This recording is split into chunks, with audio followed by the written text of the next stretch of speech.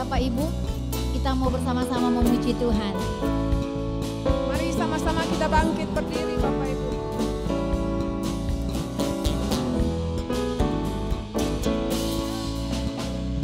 Sungai sukacitamu mengalir dalamku. Oh yes, yes, yes, yes. Anggur sukacitamu melimpah dalamku. Ku menari dan bersuka, pujimu di setiap waktu. Sebab sungai sukacitamu ada dalamku. Mengalir bersamamu, bersuka di dalammu, mengikutimu Tuhan dalam kegerakanmu, melayanimu Tuhan di dalam sukacitamu, sebab hanya Tuhan yang membuat sukacitaku penuh.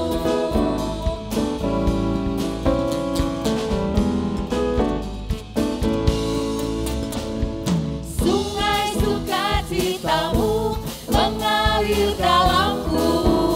Oh yes, yes, yes, yes. Anggur sukacitamu melimpah dalamku. Ku menari dan bersuka, pujimu di setiap waktu. Sebab sungai sukacitamu ada dalamku. Bersama-sama kita menari, mengalir bersamamu, bersuka di dalammu, mengikutimu Tuhan dalam kegerakanmu, melayanimu Tuhan di dalam sukacitamu, sebab hanya Tuhan yang membuat sukacitaku penuh. Angkat tanganmu, katakan, mengalir bersamamu, bersuka di dalammu, mengikutimu Tuhan dalam kegerakanmu, melayanimu Tuhan di dalam sukacitamu, sebab hanya Tuhan yang membuat sukacitaku penuh. Mengalir, mengalir, mengalir bersamamu, bersuka di dalammu, mengikutimu Tuhan dalam kegerakanku, melayanimu Tuhan di dalam sukacitamu, sebab hanya Tuhan yang membuat sukacitaku penuh. Mengalir, mengalir, mengalir bersamamu, bersuka di dalammu, mengikutimu Tuhan dalam kegerakanmu, melayanimu Tuhan di dalam sukacitamu, sebab hanya Tuhan yang membuat sukacitaku penuh. Sebab hanya Tuhan yang membuat sukacitaku penuh. Sebab hanya Tuhan yang membuat sukacitaku penuh.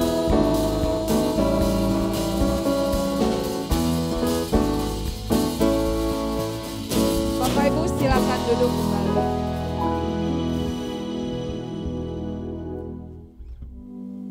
Bapak Ibu, hari ini kita akan diberkati sesuai yang tadi saya sudah sampaikan oleh Pastor Ju dan Ibu Hana, Pastor Hana ya.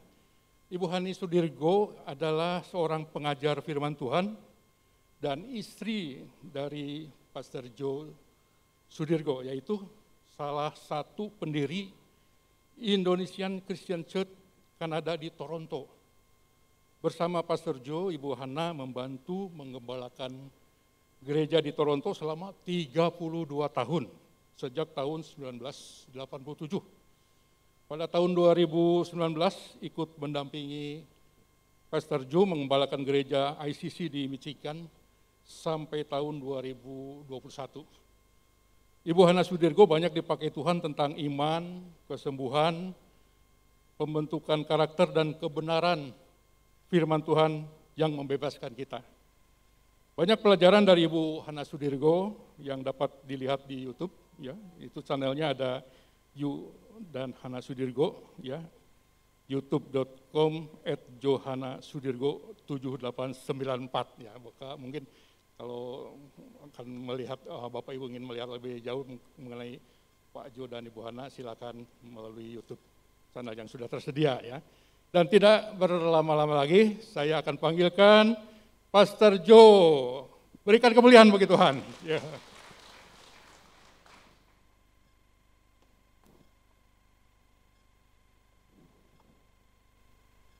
Shalom. Wah, senang sekali saya betah di sini. Karena saya ada teman-teman, saya sudah umurnya 72 dan sudah pensiun, tapi saya nggak ngerasa tua, saudara. 72 itu misi muda, karena jemaat saya umur 90 mesti bisa setir mobil, walaupun kadang-kadang nyerempet mobilnya. Tapi saya lihat itu firman Tuhan sebenarnya katakan kita hidup bukan 70 tahun aja, kalau 120 tahun. Jadi saudara, doa kita selalu panjang umur, tapi hidup yang utuh dan menjadi berkat. Saudara, saya excited sekali lihat, keren benar ya angklungnya, sama bagian musiknya, ya semua lansia, hebat benar. Saya wah, ini akan menjadi berkat, saudara. Saudara bayangkan, saudara, banyak orang lansia yang saat ini lagi sedih, perlu teman. Ini salah satu ladang yang lagi perlu sekali dituai, saudara. Banyak sekali orang-orang tua memerlukan ini. Di Toronto, kami bertahun-tahun mengadakan lansia, dan banyak sekali gereja-gereja lain yang terutama gereja Katolik dan lainnya itu datang. Mereka haus akan firman Tuhan, hanya terbentur karena kendaraan. Coba di sini nggak enak, sini enak sekali, ada beca, ada Gojek, tapi beca mungkin nggak ada lagi. Ada Gojek, ada Grab, bisa ambil, bisa bawa kalian semua ke sini. Ini sebenarnya ladang yang bagus sekali. Saya lihat keren benar tadi main angklungnya, mungkin perlu ada kulintang juga. Jadi ini bagus, Pak, saya senang sekali. Thank you Pak Yanto untuk timnya yang bagus sekali. Setelah saya barusan kembali dari Tobelo Halmahera. 6 hari kita harus bicara selama 6 hari 15 kali. Bayangin 3 kali sehari. Tapi saudara, Tuhan kasih kekuatan. Saudara, ini penting sekali untuk tipnya buat orang-orang saudara para lansia. Jangan saudara berpikir kalian sudah tua. Jangan. Di Bible dikatakan bahwa as a man think in his heart, Amsal 23, ayat 7 mengatakan, sebab seperti orang yang membuat perhitungan dalam dirinya sendiri, demikianlah ia. Bahasa Inggrisnya berkata, as a man think in his heart, so is he. Sebagaimana kita berpikir, itu yang terjadi. Banyak orang begitu pikir sudah lansia, sudah pensiun, dia pikir tua. Pikirnya sudah saya tidak ada gunanya. Sudah, kita punya potensi yang luar biasa. Kita punya potensi yang hikmatnya luar biasa. Jangan sampai saudara, hikmat saudara yang punya kebiasaan jago masak, jagoan untuk bawa orang ke dalam Tuhan, untuk main angklung, itu salah satu untuk kita nggak linglung. Saya punya brother-in-law, ipar. Ya, brother-in-law ipar. Umur 86. Saya ambil videonya, main pingpong hebat, smash bisa terus. Dan ternyata di Sweden diselidiki, orang yang kalau yang nggak Alzheimer, nggak pikun segala itu, salah satu yang bagus tuh menurut saya angklung juga bagus, karena gerak, konsentrasi, gerak semua. Pingpong juga, mata kita gerakan, mikir strateginya bagaimana, itu digerakkan. So itu di Sweden mereka melakukan studi, orang-orang yang main pingpong itu nggak linglungan mereka. enggak Alzheimer. Saya itu perlu aktif sekali. Saya itu jangan sekali-sekali mau ditipu, kalian sudah tua enggak berguna. No, justru hebat sekali malah saya lihat kesempatan bagus. Jadi saya mau encourage saudara-saudara semua. Saya bersyukur saya punya istri Hana, dia itu rajin sekali. Dia itu orang yang mau belajar terus firman Tuhan dan kita ngalamin Tuhan. Saudara. Saya mau mengajak saudara, jangan sampai kita jadi orang Kristen rajin ke gereja tapi nggak kenal Tuhan. Kita perlu punya pengalaman dengan Tuhan. Saudara, kita ngalamin berapa kali. Saudara, firman Tuhan mengatakan bahwa kita di Markus 11:23. Ini Yesus berkata kepada Aku berkata kepadamu, sesungguhnya barang siapa berkata kepada gunung ini, gunung itu lagi bicara dengan persoalan. Beranjaklah dan tercampaklah ke dalam laut, asal tidak bimbang hatinya, tetapi percaya bahwa apa yang dikatakannya itu akan terjadi, maka hal itu akan terjadi. Dan ini sudah, kalau kita ada persoalan, bukan Tuhan tolong saya, Tuhan katakan problem itu. Sudah, saya punya prostat, membesar sehingga kencingnya sulit. Saya katakan sekarang sudah lancar lagi. Istri saya dulu ngalamin tidur sulit dan dia overcome. Sekarang tidurnya dia lebih cepat dari saya. Apa? Karena firman Tuhan. Apa yang firman Tuhan katakan ya dan amin dan pasti akan terjadi. Saya ingin mengencourage, saya ingin membangun saudara untuk percakapan firman Tuhan. Saya bersyukur sekali saudara, istri saya ngalamin banyak miracle, banyak kejadian-kejadian semua. Sebab itu saya undang istri saya untuk bicara dan saya bersyukur saudara, sekarang tidurnya dia cepat. Malah balapan saya kalah, dia cepat sekali. Begitu kena bantal tidur, dulu saya yang bantal tidur. Dan saudara, saya lihat ini adalah satu yang saya ingin mengajak saudara semua, terutama yang mengenai tema ini. Jangan takut, begitu banyak sejak pandemi orang-orang jadi takut. Dan bagaimana kita overcome ini. Thank you. Shalom saudara-saudara sekalian. Wah, saya senang ketemu banyak lansia.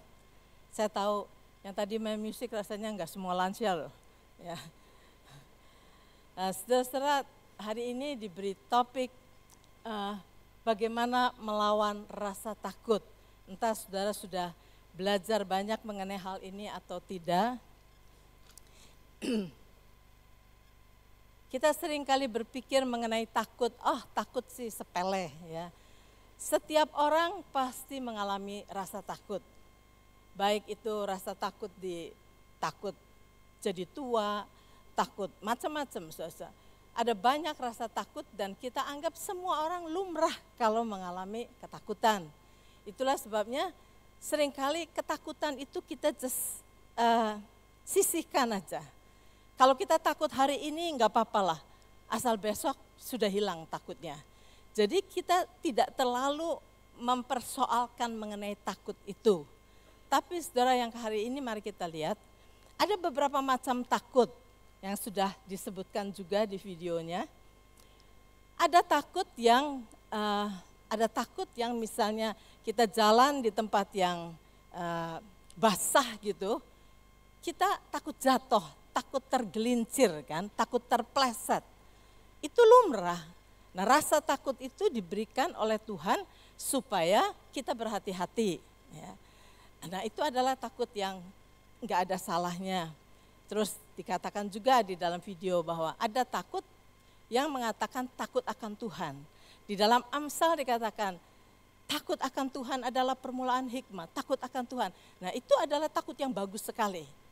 Takut akan Tuhan di situ artinya bukan ketakutan sama Tuhan, bukan. Takut akan Tuhan di situ adalah maksudnya reference to God. Jadi kita menghormati Tuhan kita yang maha kuasa, yang maha tahu, yang maha segala-galanya. Dan bersandar kepada Dia. Kalau kita merasa takut akan Tuhan adalah di dalam setiap langkah yang kita mau lakukan, orang-orang yang takut akan Tuhan akan selalu datang kepada Tuhan. Selalu mengikut sertakan Tuhan. Misalnya kita mau holiday misalnya, kita punya duit banyak, kita mau holiday, semua anak sudah setuju kita akan pergi ke Florida. Wah, semuanya ada, waktunya ada, duitnya ada, segalanya ada. Tapi bagi orang yang takut akan Tuhan, Dia tidak akan berangkat saja karena punya duit, karena punya waktu, karena semua mau. Enggak, dia akan datang kepada Tuhan dulu. Dan dia akan berkata, Tuhan, kami punya rencana begini.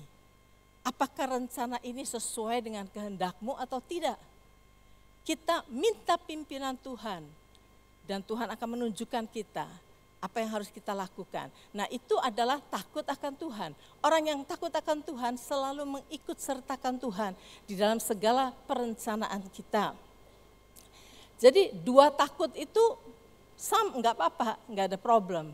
Itu bagus. Tetapi ada 1 takut lagi. Ini yang kita harus sama-sama pikirkan. Dan hari ini kita mau belajar untuk bagaimana melawan takut ini, takut yang ketiga ini. Yang tertulis dari 2 Timotius pasal yang pertama ayat yang ke-7. Nah, di situ dikatakan di sini, sebab Allah memberikan kepada kita bukan roh ketakutan, melainkan roh yang membangkitkan kekuatan, kasih, dan ketertiban. Nah, disinilah ada 1 macam takut lagi yang harus kita perhatikan. Takut di sini adalah dikatakan roh ketakutan. Jadi bukan ketakutan hanya sekedar emosi, bukan. Ada yang disebut roh ketakutan. Jadi ketakutan yang disebabkan oleh roh. Dan di sini dikatakan Tuhan memberikan kepada kita bukan roh ketakutan.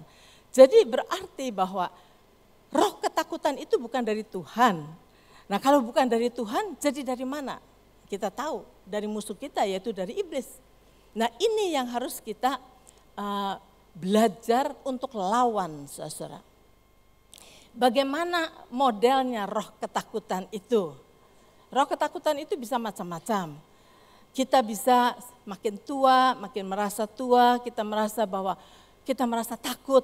Bagaimana ya nanti kalau saya sampai nggak bisa apa-apa lagi? Apakah anak saya masih mengasihi saya atau tidak? Bagaimana kalau mereka taruh kita di rumah jompo dan ditinggal begitu saja? Ada rasa takut. Rasa takut bagaimana ya kalau uang saya habis sehingga saya nggak punya uang lagi. Bagaimana hidup saya? Misalnya saudara merasa saya nggak punya anak, suami saya sudah meninggal, saya sendirian. Bagaimana nanti? Nah, saudara, ada rasa banyak ketakutan macam-macam. Nah, saya mau ceritakan satu kejadian pada diri saya sendiri. Bagaimana ketakutan yang dikatakan di dalam ayat ini terjadi pada diri saya. Bagaimana takut ini menyerang kepada saya. Saya sudah berkhotbah sejak mungkin lebih dari 20 tahun yang lalu. Nah, pada mula-mula saya berkhotbah, saya seorang yang kalau mau menyiapkan khotbah itu saya ingin benar-benar menyiapkan sesempurna mungkin, maunya saya begitu kan. Saya memang tipikal orang yang kalau di dalam personality atau kepribadian itu, kepribadian saya itu adalah melankoli. Melankoli itu biasanya orang yang mau melakukan sesuatu itu sebaik mungkin. Dari A sampai Z dipikirin benar-benar, itu saya. Karena saya tidak mau berbuat salah. Saya takut berbuat salah. Nah ini, kelihatannya iblis tahu kalau saya itu takut berbuat salah.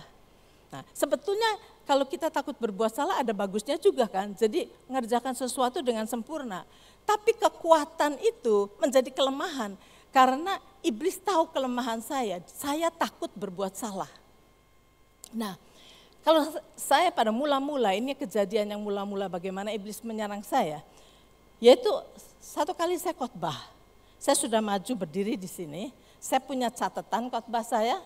Ya, saya punya catatannya lengkap, semua ayat-ayatnya lengkap, semuanya lengkap. Saya mulai khotbah. Semua yang saya katakan itu persis yang saya siapkan. Semuanya selesai, sudah. Sehingga pada waktu saya selesai itu saya merasa, oke, saya sudah selesai. Nah saya turun, amin, saya turun, sudah selesai. Baru saudara, saya ada di tangganya di sana. Saya baru sampai di tangga mau turun, iblis serang. Caranya iblis menyerang ke dalam pikiran kita. Iblis menyerang di dalam pikiran saya berkata begini, kamu tadi salah. Ayat yang kamu terangkan itu salah itu. Saya langsung pikir, sambil jalan saya bilang, ayat yang mana ya? Ayat yang mana ya? Nah ini kesalahan saya. Saya meladeni iblis. Ayat yang mana ya? Ada berapa banyak ayat yang saya beri? Yang mana ya? Sambil turun saya mikir, ayat yang mana? Saya salah di mana? Baru turun sampai duduk di situ. Belum juga yang tadi terjawab, saya nggak tahu ayat yang mana yang salah. Iblis berkata lagi, tadi kamu kasih ilustrasi. Ilustrasi itu menyinggung perasaan si A, si B, si C. Nanti loh mereka akan datang kepadamu, mereka akan marah sama kamu. Karena kesaksian tadi itu mereka pikir mereka yang dibicarakan.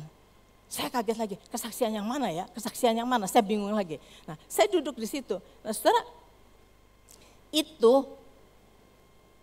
serangan dari iblis pada pikiran saya itu, saya pikiri terus.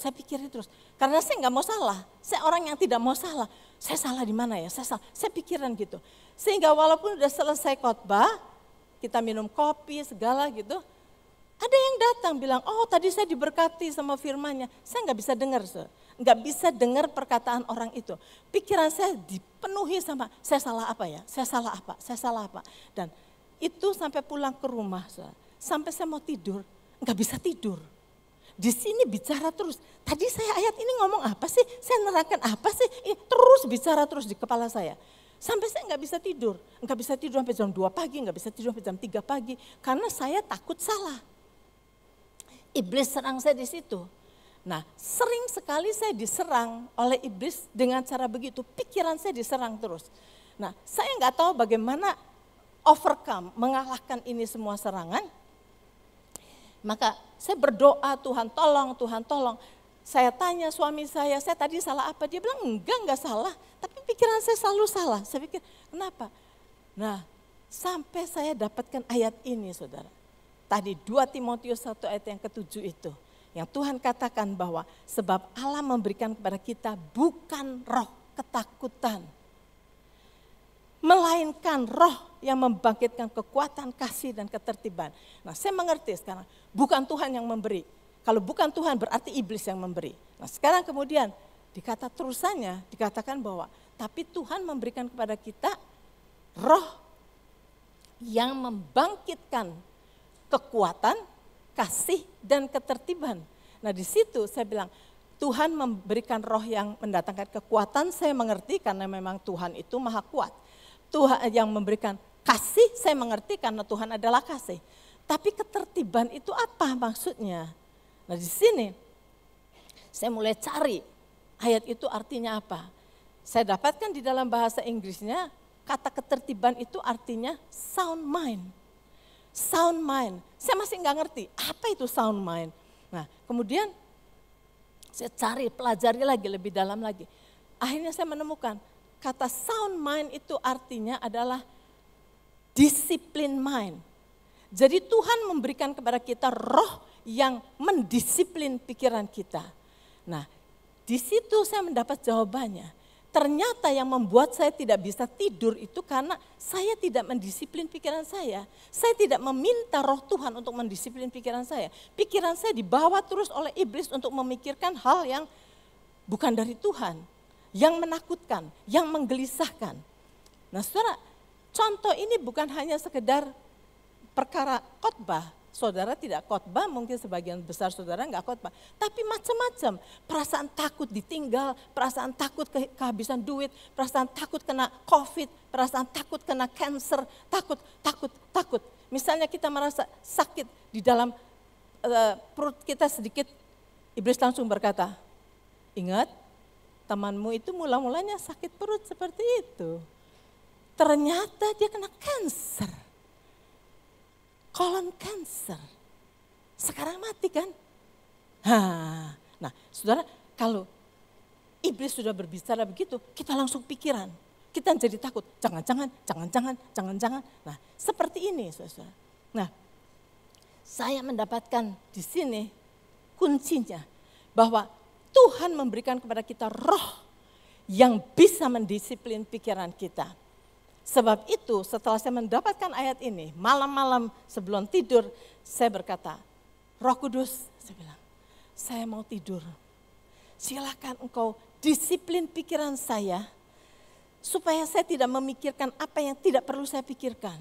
Supaya saya hanya memikirkan apa yang perlu saya pikirkan. Saya bilang, saya mau tidur, saya mau beristirahat Tuhan. Saya percaya Tuhan yang menjaga pikiran saya. Tidur 5 menit, tidur. Di dalam 5 menit saya tidur. Yaitu tadi suami saya bilang bahwa dia kaget. Dia tahu setiap malam saya ini nggak bisa tidur. Sekarang saya bisa tidur langsung. Karena saya meminta Roh Kudus, kita mesti menyadari Roh Tuhan ada di dalam kita. Kita hanya tinggal minta Roh Kudus, tolong disiplin pikiran saya. Nah, saudara, kalau pikiran kita ini tidak didisiplin, pikiran kita ini, kalau saudara habis bertengkar dengan seseorang, misalnya, di mana pulang itu masih jengkel gitu, kurang ajar, tadi dia bilang gini, seharusnya saya bilang gini, kemudian nah kita mulai mikir terus, mau tidur nggak bisa tidur, tadi salah ya, dia kok bisa nuduh saya begitu, kenapa dia bisa nuduh saya begitu, dan kita mulai berpikir macam-macam tuh. Saudara tahu, itu yang disebut self-talk. Self-talk itu ada di dalam pikiran kita, kecepatannya 3 kali dari kita berbicara seperti ini. Itu yang membuat kita capek sekali. Di otak kita itu ada conversation sendiri, ada tanya jawab di sini. Seharusnya saya bilang begini, tadi dia bilang begini, saya seharusnya begini. Itu, nah itu kecepatannya 3 kali lipat daripada kita berbicara seperti ini. Itu yang membuat kita capek sekali pikiran kita. Dan jangan mau kita diperbudak oleh iblis. Oleh roh ketakutan. Nah, mari kita lihat lagi satu ayat di dalam 1 Petrus pasal yang kelima ayat yang ke-8. Di sini Petrus berkata begini, waspadalah dan berjaga-jagalah. Musuh-musuh iblis berjalan mondar-mandir seperti singa yang mengaum mencari mangsa untuk ditelannya. Ini terjemahan yang baru ya. Ini terjemahan yang baru. Terjemahan di saya. Sadarlah dan bersama, cuma saya sudah biasa dengan ini. Sadarlah dan berjaga-jagalah. Lawanmu si iblis berjalan keliling sama seperti singa yang mengaum-ngaum dan mencari orang yang dapat ditelannya. Lawanlah dia dengan iman yang teguh. Nah, saudara, kita lihat di sini. Dikatakan di sini, biarlah kita sadar, Tuhan yang mengatakan, sadarlah dan berjaga-jagalah. Karena lawanmu, iblis itu lawan kita. Kita seringkali belajar firman mengenai bagaimana melayani, bagaimana mengampuni, bagaimana mengasihi, bagaimana ya mencari jiwa, itu semuanya bagus. Tapi pernah enggak kita belajar mengenai kita ada musuh, kita mempunyai musuh. Dan musuh kita itu tidak tinggal diam, saudara. Musuh kita itu akan selalu mengincar kita. Sebisa-bisanya dia ingin menelan kita. Nah, di sini ayat ini mengatakan bahwa sadarlah, biarlah kita sadar.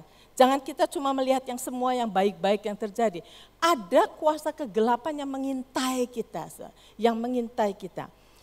Lawanmu si iblis itu berjalan keliling sama seperti singa mengaum-ngaum dan mencari orang yang dapat ditelannya. Nah, saudara bisa bayangkan ayat ini kalau saudara kita baca firman Tuhan, coba bayangkan saudara. Bayangkan, ini yang Tuhan maksud, meditate, merenungkan firman Tuhan itu. Di dalam perenungan itu kita bayangkan apa yang ditulis dalam ayat itu. Sini katakan, lawanmu si iblis itu seperti singa mengaum-ngaum. Dikatakan seperti singa. Dia bukan singa, kita tahu kan. The Lion of Judah, singa dari Yehuda adalah Yesus. Dia seperti singa yang mengaum-ngaum mencari orang yang dapat ditelannya. Sekarang gambarkan, kita pergi jalan di hutan. Waktu jalan tiba-tiba kita melihat singa. Gitu melihat singa, kita langsung kaget kan, kaget. Kaget kita diam aja gitu. Nah, begitu singa itu melihat kita, apa yang singa itu akan lakukan? Dia akan mengaum. Wah, dia akan mengaum dengan auman yang keras. Membuat kita itu, auman itu gunanya adalah untuk menakuti kita.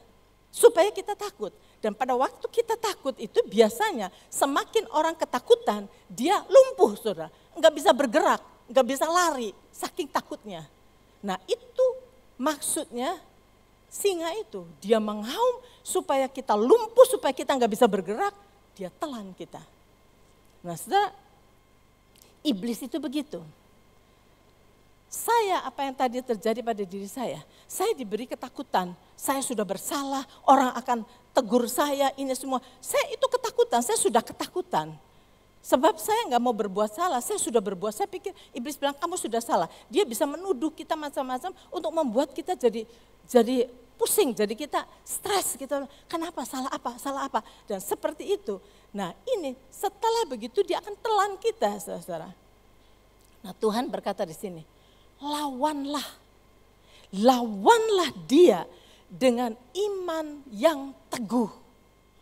Jadi saudara, mungkin kita suka mengalami rasa takut di sini, takut mati, takut kena kanker, takut apa.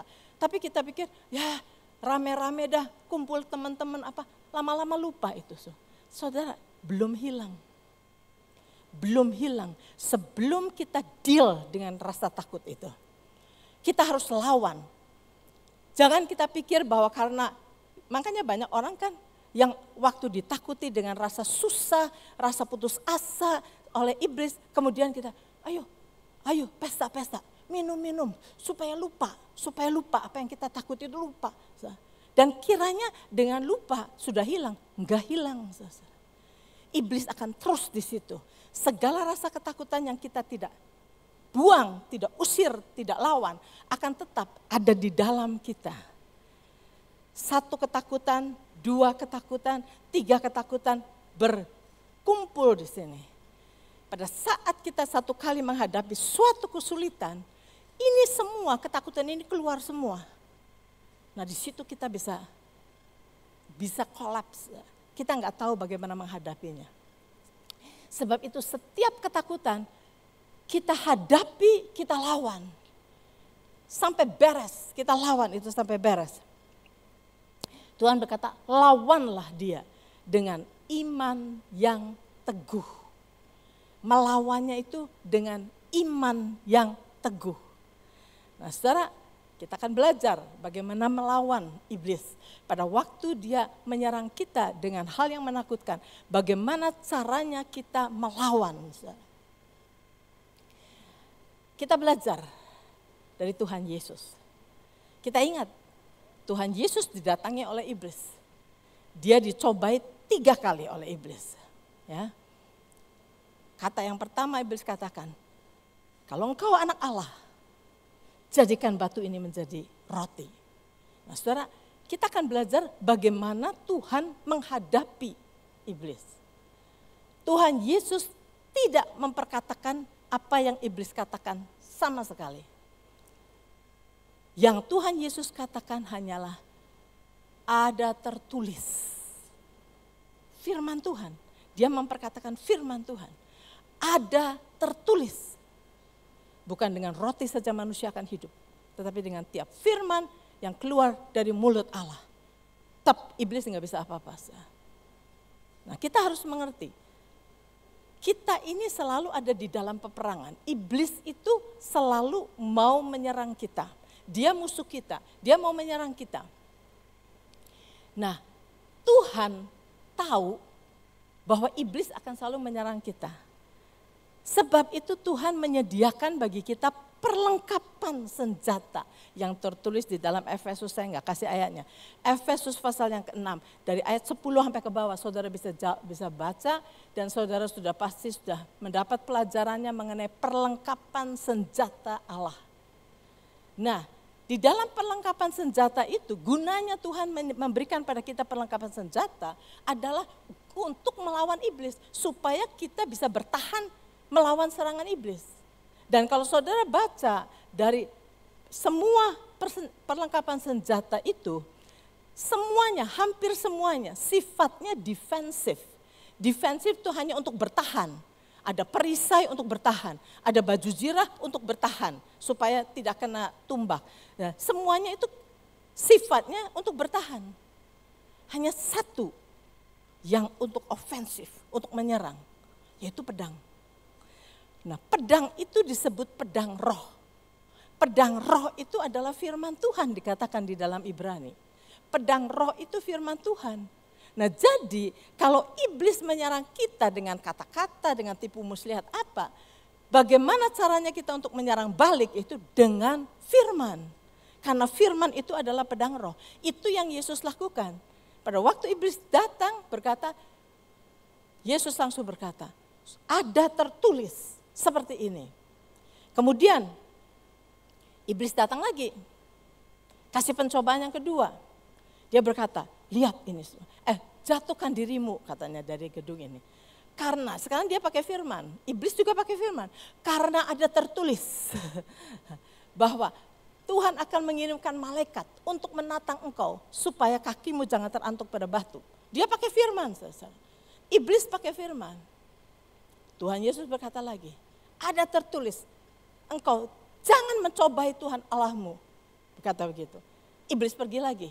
Nah, semua Yesus jawab dengan ada tertulis, ada tertulis, ada tertulis. Nah, saudara, kita harus tahu semua janji Tuhan. Pada waktu iblis menyerang kita, kita mesti tahu ada tertulis demikian. Saya mau kasih contoh yang terjadi pada cucu saya. Saya punya 9 cucu, kami punya 9 cucu. Nah, cucu saya dari anak yang kedua, anak nomor 3, namanya Zachary. Zaki, dipanggilnya Zaki atau Zachary. Nah mereka kan waktu itu tinggal semua di Kanada. Sekarang dia sudah ada di Bandung sini. Waktu dia masih di Kanada, waktu itu dia masih umur 7 tahun mungkin. Saudaranya harus hati-hati. Anak-anak kecil diserang juga sama iblis. Dia sedang naik mobil dengan mamanya, dengan adik saya, jadi apa Ipo, whatever. Ya, dia sedang naik mobil bertiga.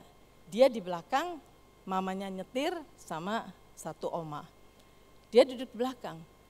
Nah saya naik mobil satu lagi di belakang mobil dia. Saya naik mobil sama Pastor Joe.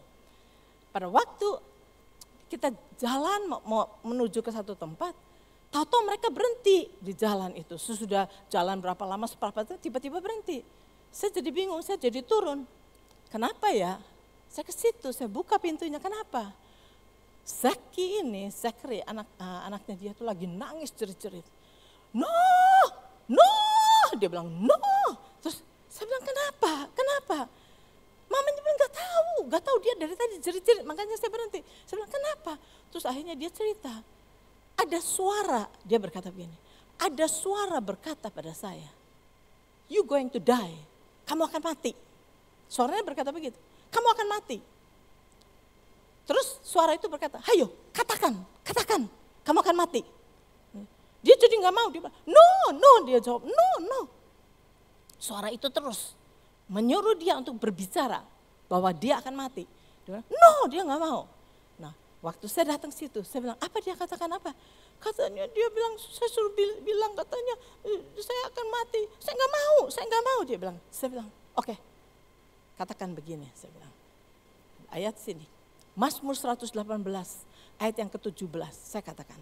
Mazmur 118 ayat 17 saya katakan dalam bahasa Inggris. Katanya gini, aku tidak akan mati tetapi hidup dan aku akan menceritakan perbuatan-perbuatan Tuhan. Itu ayatnya. Dia bilang, apa? Ayat apa? Mazmur 118 ayat 17. Perkatakan, ada tertulis, aku tidak akan mati tetapi hidup dan aku akan menceritakan perbuatan-perbuatan Tuhan. Jadi dia hafalkan. Ini Mazmur 118 ayat, dia hafalkan. Terus sudah jalan lagi mereka. Benar, dia diserang lagi.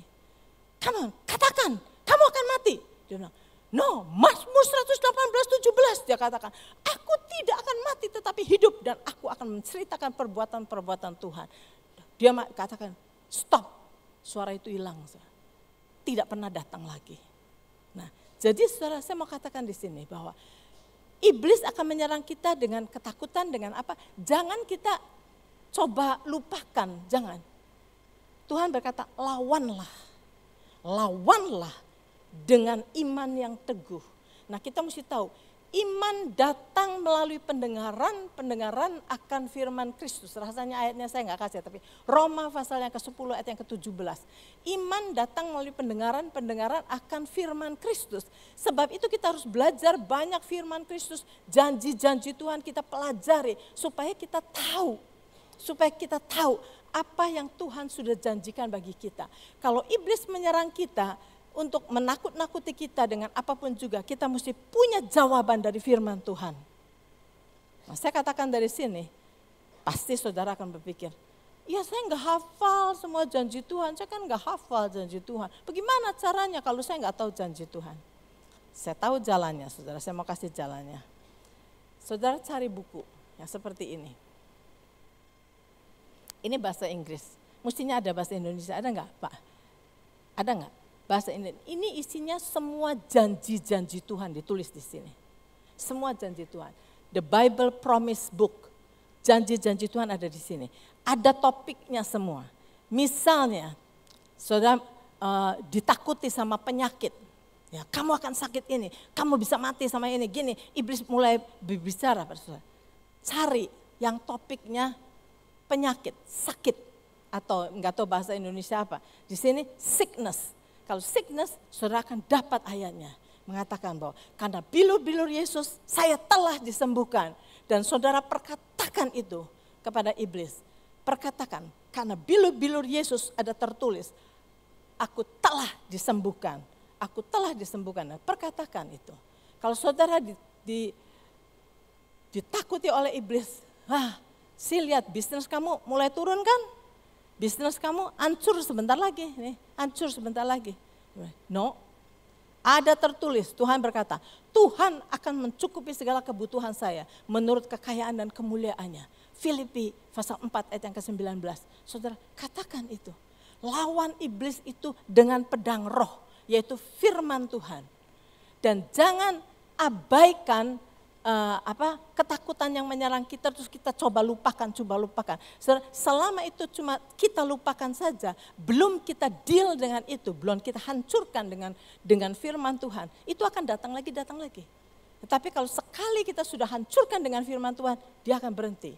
Inilah cara kita melawan Tuhan, melawan ketakutan itu caranya. Sebab itu kita perlu belajar, saudara. Dan kita mesti mengetahui begini, Tuhan ingin dikatakan di dalam Roma 1 ayat yang ke-17, orang benar akan hidup oleh iman. Jadi Tuhan ingin agar perjalanan hidup kita dari satu langkah ke langkah lain, yaitu dari iman kepada iman kepada iman. Tuhan ingin kita hidup oleh iman. Nah, tapi saudara, iman itu banyak orang bilang, iya saya sih percaya, tapi mungkin iman saya kecil ya, mungkin iman saya kurang besar ya. Tuhan katakan bahwa iman itu enggak perlu besar, enggak perlu kecil. Iman yang sebesar biji sesawi saja kata Tuhan, bisa memindahkan gunung. Jadi iman itu bukan perlu besar atau kecil, tetapi iman itu yang diperlukan adalah murni. Murni iman itu. Saudara ingat pada waktu Yairus ya, dia datang ke Yesus mengatakan, Guru tolong anak saya sakit keras. Dan aku percaya kalau engkau tumpangi tangan kepada anakku pasti sembuh. Itu imannya Yairus, imannya. Oke. Mereka jalan, di tengah jalan ada perempuan perdarahan yang menyetop perjalanan mereka.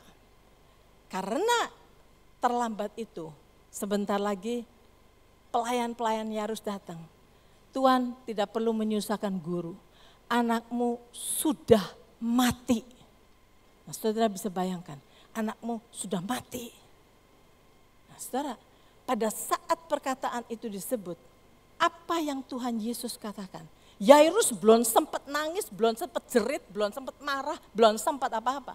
Tuhan Yesus berkata, jangan takut, percaya saja, anakmu pasti sembuh. Nomor satu itu jangan takut. Karena takut itu akan merusak iman kita, saudara. Kenapa saya belakangan ini bicarakan mengenai takut? Karena saya melihat sekali, takut itu akan merusak iman kita. Saudara lihat pada waktu Petrus ya bertemu dengan Yesus yang berjalan di atas air. Petrus berkata, kalau ini engkau, izinkan aku jalan. Tuhan Yesus hanya berkata, marilah. Hanya satu kata, marilah. Dan Petrus turun ke air, berdiri di atas satu kata Yesus, marilah. Dia percaya, perkataan itu berkuasa. Dia percaya perkataan Yesus, marilah, bisa membuat dia berjalan. Dia turun di atas satu kata Yesus. Dan saudara dia bisa jalan. Entah berapa langkah, mungkin 10 langkah, mungkin 20 langkah. Berjalan di atas air, di atas dasar perkataan Yesus, marilah. Iman datang melalui pendengaran akan firman Kristus. Kristus berfirman, marilah, dia bisa jalan di atas air. Nah itulah maksudnya, iman datang melalui pendengaran akan firman Kristus. Nah dia jalan di atas ini. Pada waktu dia jalan, dia mulai melihat ke kanan, ke kiri. Dia mulai melihat badai dan gelombang. Takut menyerang dia.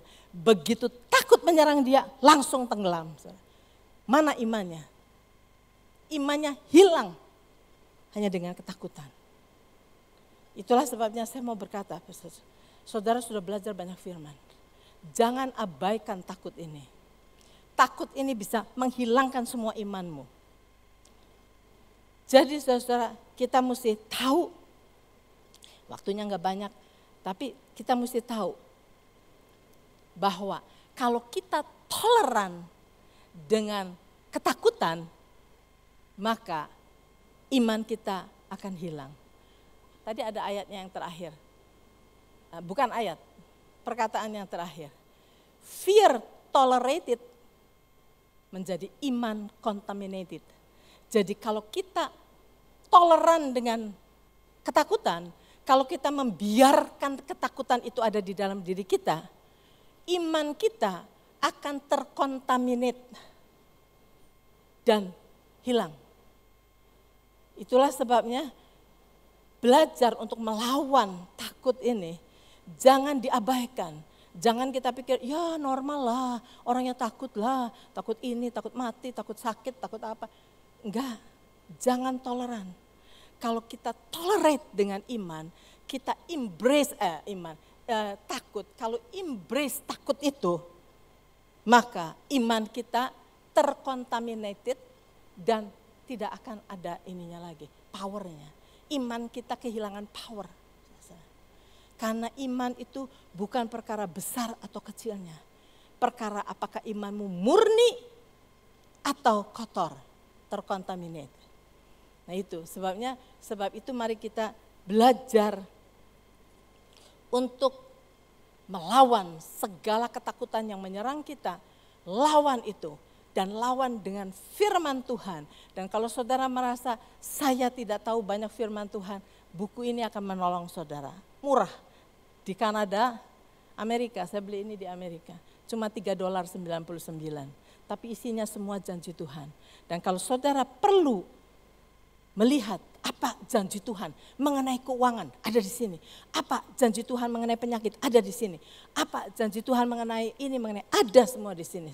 Dan saudara tinggal perkatakan itu dan saudara pakai seperti pedang untuk melawan iblis. Iblis pasti pergi. Sudah dibuktikan Tuhan Yesus 3 kali berkata, ada tertulis iblis pergi. Sudah dibuktikan cucu saya, katakan firman Tuhan, pergi iblis. Jadi kita harus belajar untuk melawan kuasa kegelapan itu. Sebab Tuhan berkata, iblis datang untuk mengganggu kita. Lawanlah dia dengan iman yang teguh. Ya, saya kira sampai di sini aja dulu, supaya nggak terlalu panjang. Mari kita berdoa. Bapa, kami mau bersyukur kepadamu karena Engkau begitu mengasihi kami. Engkau memperhatikan hati kami satu persatu. Ada banyak serangan dari iblis yang mau menghantam kami dengan rasa takut, rasa khawatir, rasa gelisah yang memberikan pada kami, menjadikan kami bimbang akan janji-janji-Mu dan semuanya. Bapa, kami minta biar Engkau tolongi anak-anak-Mu. Semua di sini adalah anak-anak yang sudah mulai menanjak usia yang makin lanjut.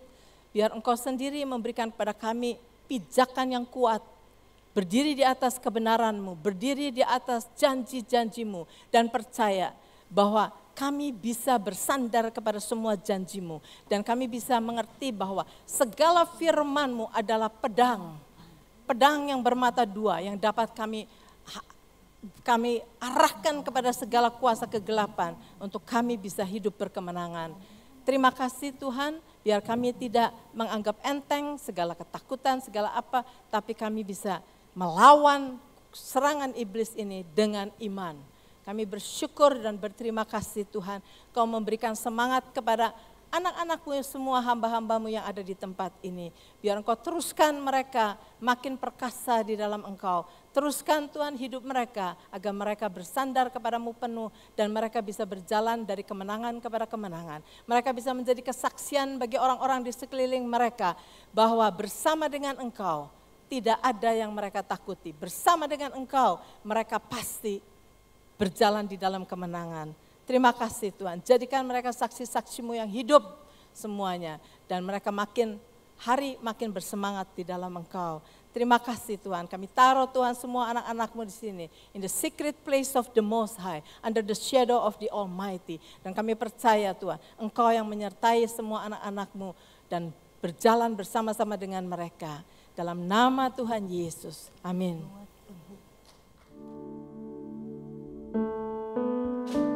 Boleh sama-sama bertepuk tangan.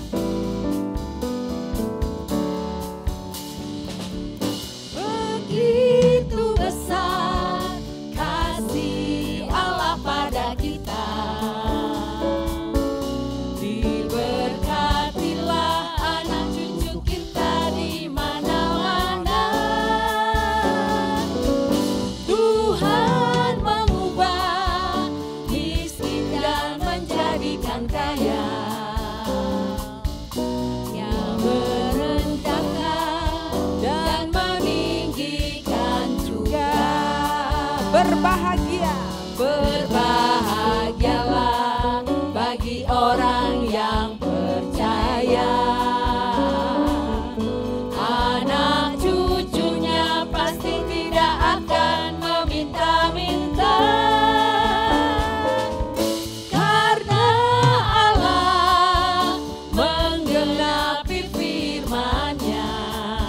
Katakan tiada yang mustahil bagi orang percaya. Bagi orang percaya. Berbahagia.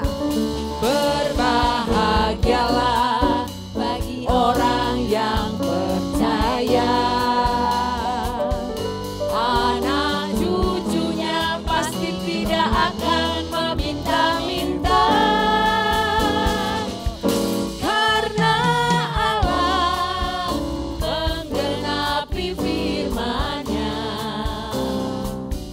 Tiada yang mustahil bagi orang percaya. Tiada yang mustahil. Tiada yang mustahil bagi orang percaya.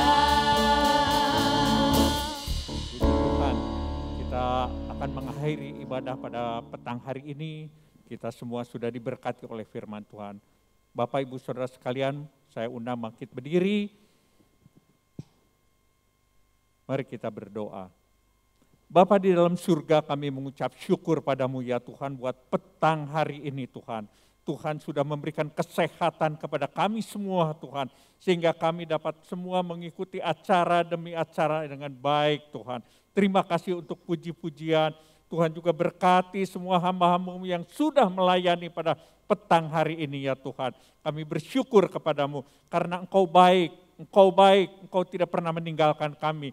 Engkau selalu menyertai kami ya Tuhan.